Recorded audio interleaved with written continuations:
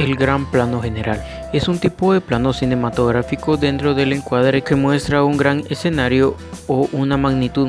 El sujeto no se puede ver o bien queda diluido en el entorno, lejano, perdido, pequeño, masificado. Plano general muestra con detalle el entorno que rodea al objeto o al sujeto, como un amplio escenario. A veces se muestra al sujeto entre una tercera parte y una cuarta parte de la imagen. Se utiliza para describir a las personas en el entorno que lo rodea, pese a tener un elemento o persona protagonista. El fondo tendrá casi la misma importancia que este, por lo que se debe prestar especial atención a la hora de encuadrarlo. Plano general medio. La persona o elemento de interés sale completamente protagonizando la fotografía y ocupa de arriba a abajo todo el encuadre. A partir de este tipo de plano hasta el plano medio, la importancia de la persona reside en su pose, ya que su cara va a ser demasiado alejada como para ser el foco de atención. El plano conjunto quiere decir que es un plano en el que hay más de una persona en el encuadre. No importa si es un plano medio, un plano americano o un plano general. Sin embargo, es bastante raro que sea un primer plano, más que nada porque no cabría en el encuadre. El plano americano viene de los tiempos en los que triunfaban las películas del género western, o también las llamadas de indios y vaqueros. En estas películas era importante que las armas que llevaban los protagonistas en las cartucheras, a la cintura un poco caídas, se vieran suficientemente bien, y esto es lo que marcaba la línea de corte. Algunos lo llaman también plano 3/4. Plano medio es un plano intermedio entre el plano de conjunto y el primer plano. Se encuadra desde la cintura hasta la cabeza. Primer plano. Este tipo de plano encuadra a nuestro protagonista por encima del pecho y debajo de los hombros, focalizándonos en su rostro. Primerísimo primer plano. Este tipo de plano es más cercano que el primer plano, focalizándose principalmente en la cara de nuestra persona retratada. Normalmente se corta a la mitad de la frente y a la mitad de la barbilla. Suele usarse para enfatizar algún rasgo de la cara, como la mirada o los labios, para centrarnos en su expresión facial. Plano detalle. Este tipo de plano se centra en alguna parte concreta de nuestro personaje, en algún detalle de este, para resaltarlo. Además, si usamos profundidades de campos pequeñas, este detalle se enfatizará más. Movimientos de cámara. Panning. La cámara gira sobre su propio eje, de derecha a izquierda o viceversa.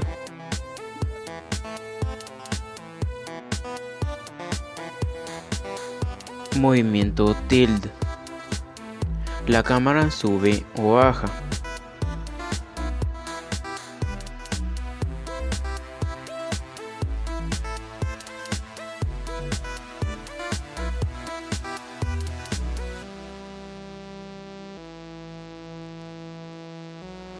Movimiento traveling. Movimiento de cámara sobre un vehículo, rieles, fisher, grúa. Sigue un personaje o funciona para planos descriptivos.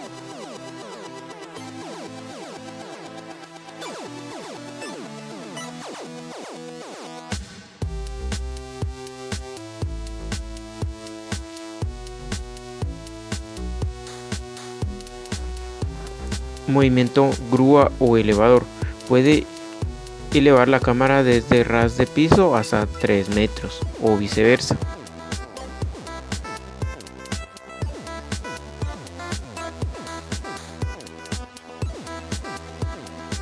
Movimiento zoom.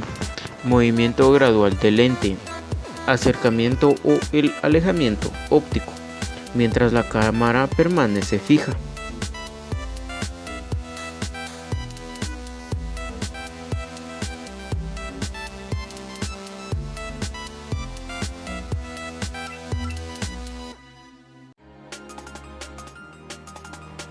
Inclinación de cámara.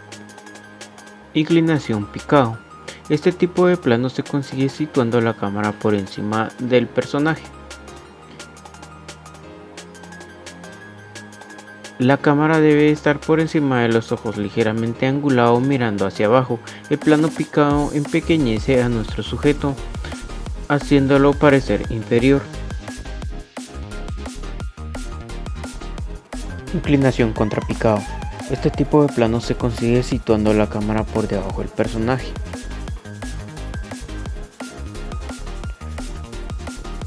La cámara debe estar por debajo de sus ojos, ligeramente angulada, mirando hacia arriba. El plano contrapicado consigue engrandecer a nuestro sujeto, haciéndolo parecer superior, magnificante, y lo denota de poder o importancia. Inclinación cenital. Este tipo de plano la cámara se sitúa justo encima de nuestro sujeto, mirando directamente hacia el suelo. No es un tipo de plano muy común, ya que solo funciona bien en situaciones específicas, pero precisamente por eso suele llamar la atención. Inclinación nadir. Al contrario que el plano anterior, este tipo de plano de cámara se sitúa por debajo del sujeto, mirando completamente hacia arriba. Al ser una perspectiva muy poco usada, este tipo de plano atrae mucho visualmente porque nos trae al mundo desde un punto de vista diferente. También es ideal para desarrollar nuestra creatividad.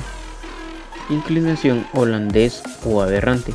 Este tipo de plano es un plano especial que estaría aparte de todos los demás, ya que no es excluido con el resto, sino que podemos combinarlo con cualquiera de los planos que hemos visto hasta ahora.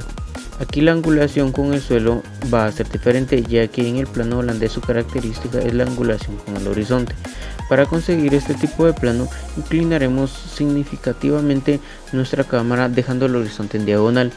Es importante inclinarlo lo suficiente para que se note que está hecho a propósito y no se confunda con un error técnico. Inclinación vista de pájaro o plano aéreo. Cuando la cámara filma desde bastante altura, montaña, avión, helicóptero, etc.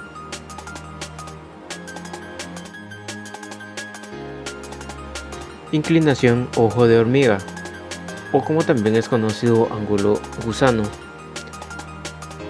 Se caracteriza porque el fotógrafo está tumbado en el suelo o sitúa la cámara en un ángulo normal hacia un sujeto que por características también se encuentra en el suelo.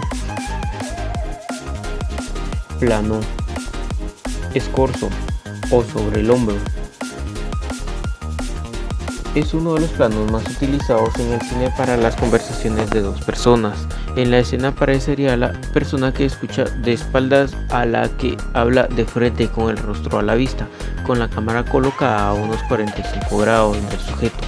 También se utiliza mucho en entrevistas de televisión con un ambiente más íntimo y cercano.